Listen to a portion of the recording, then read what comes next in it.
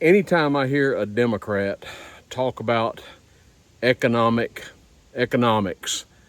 it drives me batty because by and large, they simply do not know what on earth they're talking about. A lot of Republicans, of course, are the same way. Now, I am a free market guy. I'm an Austrian, a fan of Austrian economics. I'm a fan of the business cycle. I'm a devotee of Ludwig von Mises, Murray Rothbard, Ron Paul.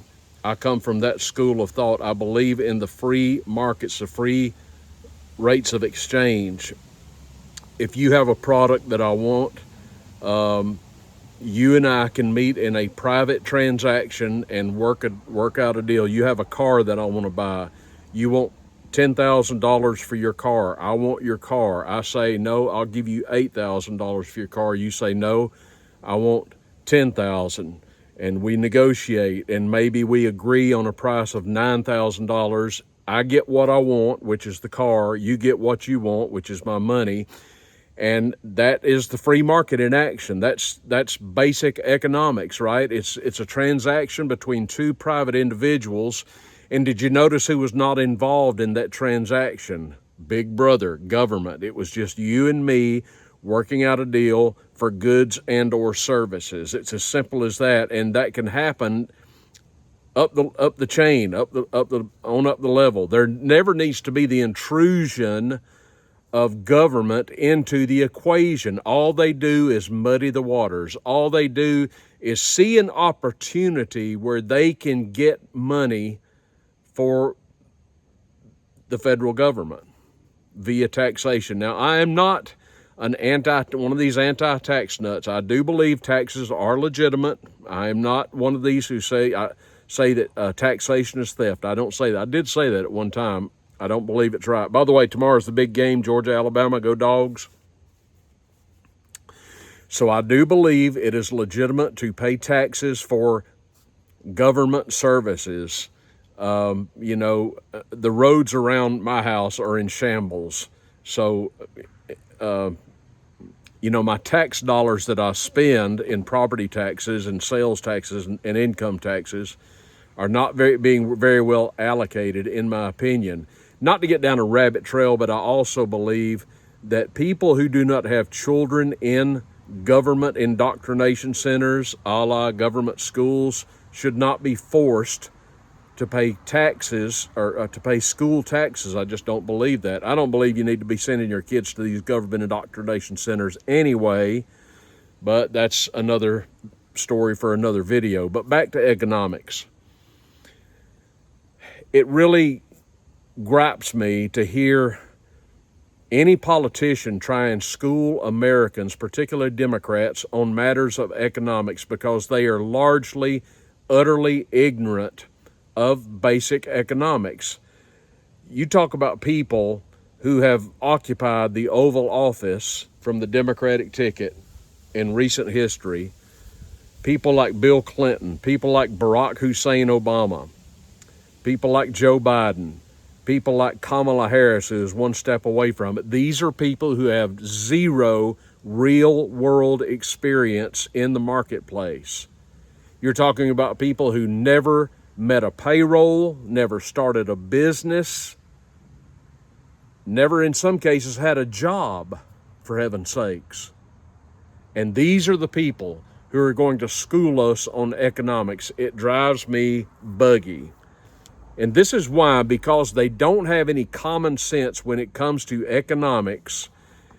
They couldn't run a sandwich shop, yet they're supposed to preside over a trillions-dollar budget.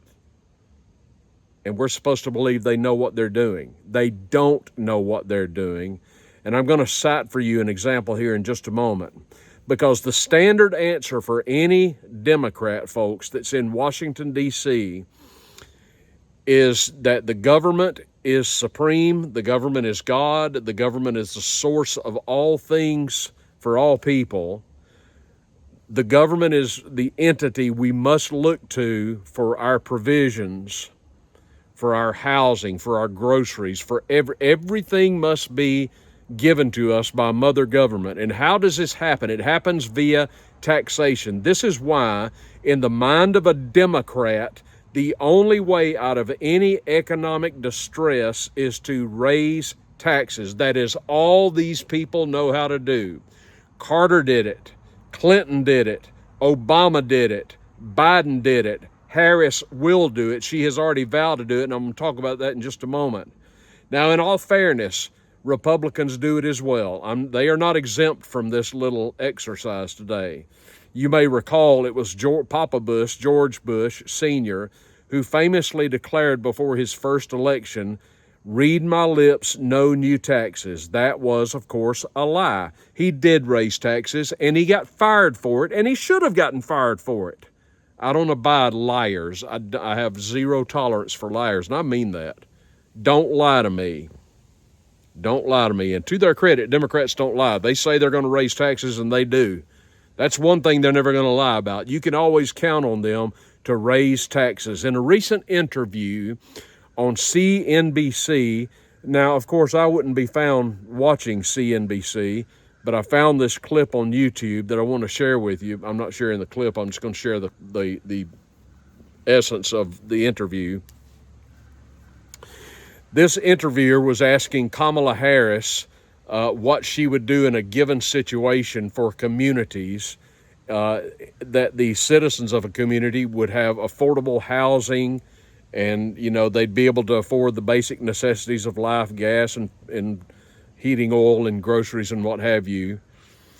And her answer was boilerplate for a Democrat. She was saying that this interviewer said, "Are you not, for these communities, are you not going to have to raise the corporate tax rate?"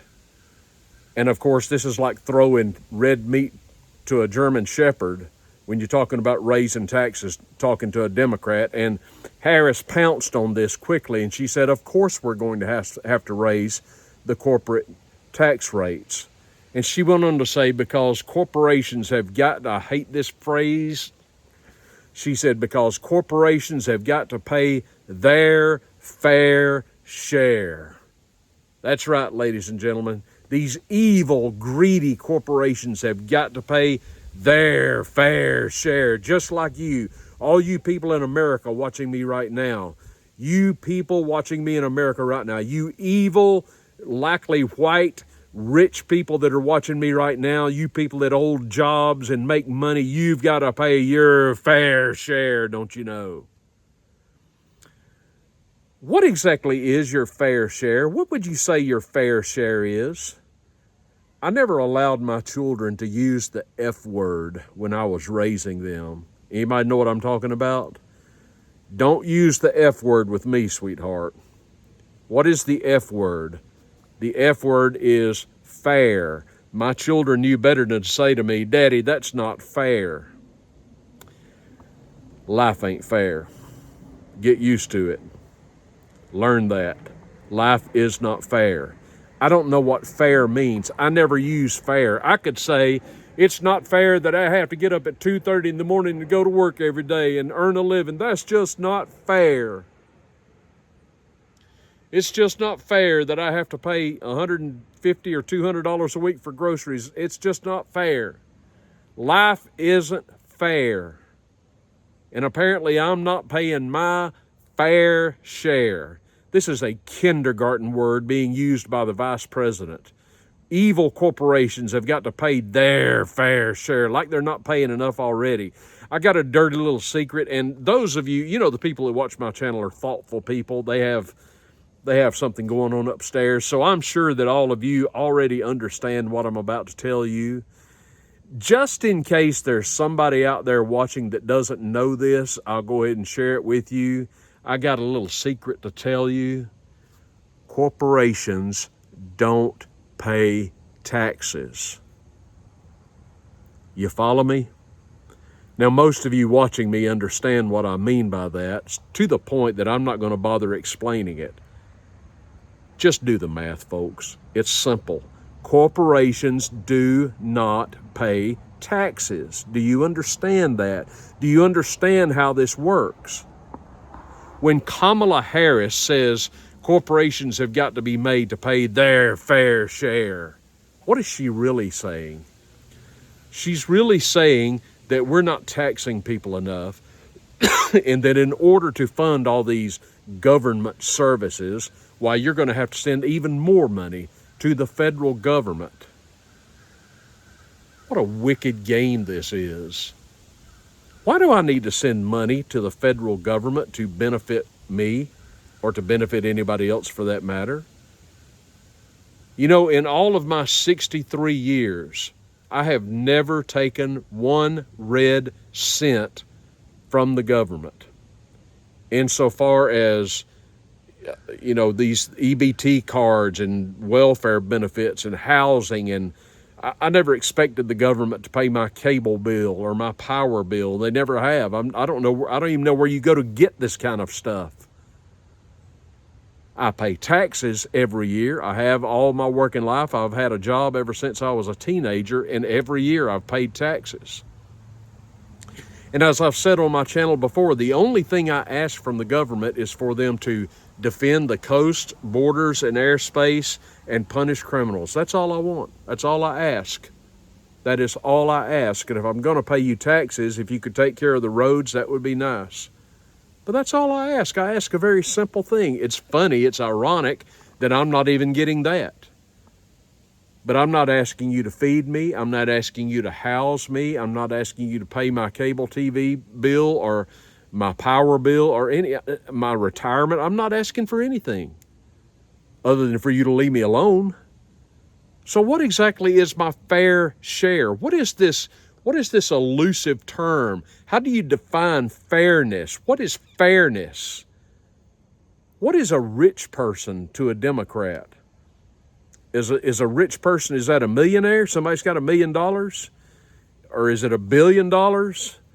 What is a fair rate of taxation? Would it be 10%, 20%, 50%, 90%, Kamala? What is fair? What is fair? Define fair to me. Of course we have to raise the corporate tax rate so that we can provide these services. Well, why do you have to do that? You can't explain that, can you? In the end, the consumer pays all taxes. That answers the question that I didn't answer earlier. All taxes are paid, folks, by the consumer. Consumers pay everything. If a business sells me a set of tires and the taxes on my purchase come to $100, then the taxes are the federal government raises taxes on Bill's Tire Shop where I get my tires. Guess what's going to happen? Bill is not going to pay more in corporate taxes. Bill is going to increase the price of his tires, and guess who gets to pay the taxes? You see how that works? Now, does that sound fair to you? And what do we get in return for that? Nothing but headaches, folks. No wonder they needed 87,000 more IRS agents. Now, I want to take a little sidetrack here real quick before I end this video, because I got a heart for small businessmen. My father was a small businessman. He worked by the sweat of his brow. My father left buckets of sweat in his shop by the time he finally had to retire. But he hung in there as long as he could. He didn't take anything from anybody. He was a mechanic. He fixed people's cars. He gave them a fair deal. He did honest work. He was an honest man a man has ever lived. He didn't rip anybody off. He worked hard. He gave people the services they needed, and he gave them fair prices, and that's how he raised his family and built his home.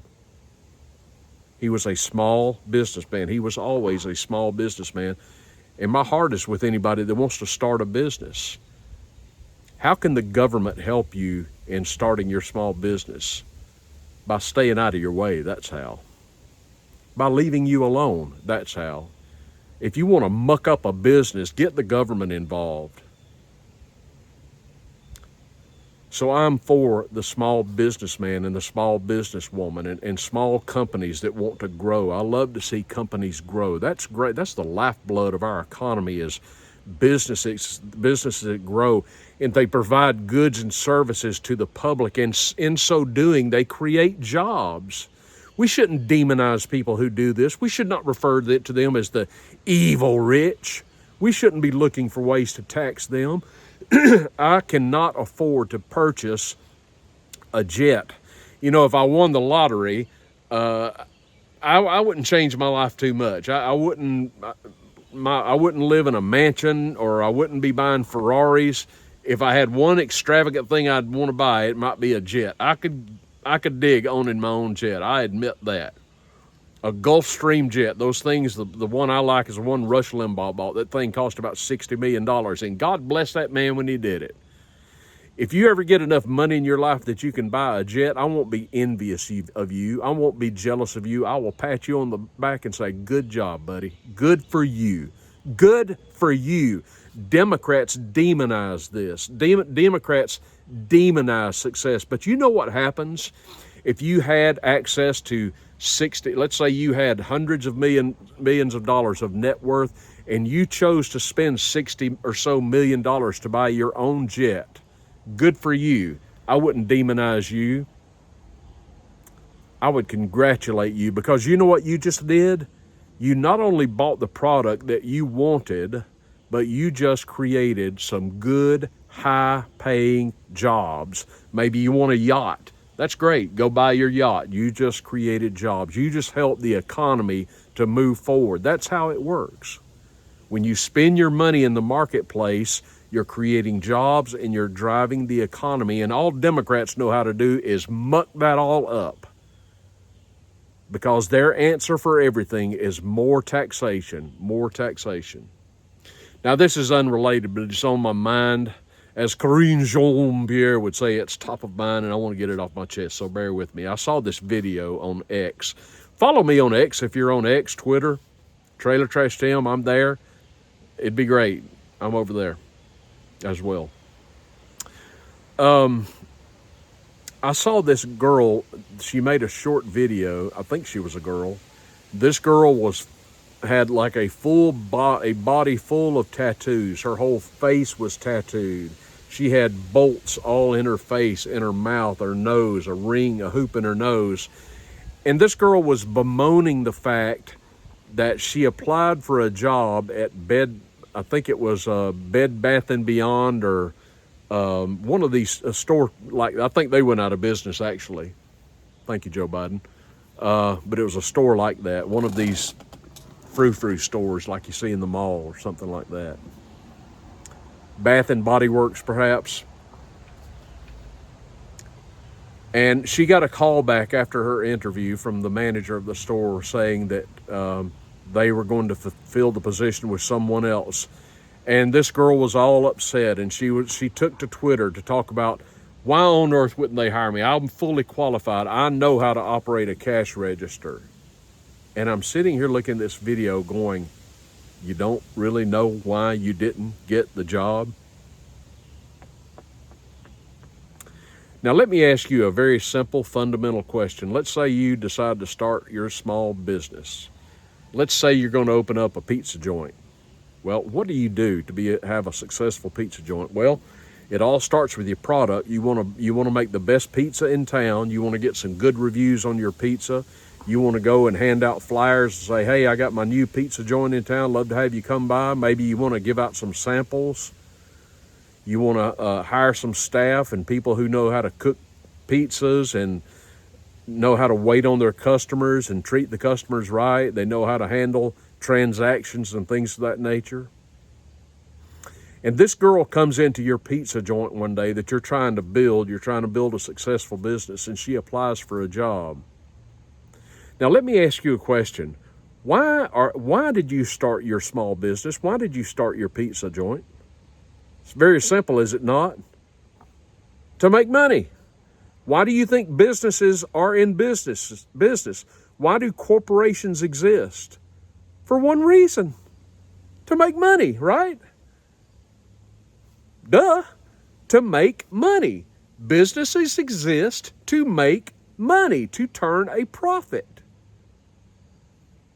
And if they have a good product that the public likes that they can sell, they can generate income and they can create jobs. That's how that works.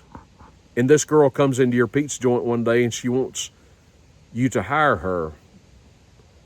Would you hire her even if she was qualified, if she looked like that? The simple answer to the question is no, I would not hire her. And I can tell you why I would not hire her. I'd probably be penalized by the federal government for saying it if I owned the pizza joint.